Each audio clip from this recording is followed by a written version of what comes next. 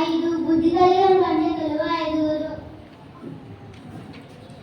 ఆరు దేవుడు తన స్వరూపమందు తన పోలిక చొప్పున ఆరో దినమున నిర్మించెను. ఏడు దేవుడు తన పనిని ముగించుకొని ఏడవ దినమున విశ్రమించెను. ఎనిమిది నోవాహు జలప్రళయంలో రక్షింపబడిన వారు 8 మంది. 9 ఆత్మ ఫలాలు 9.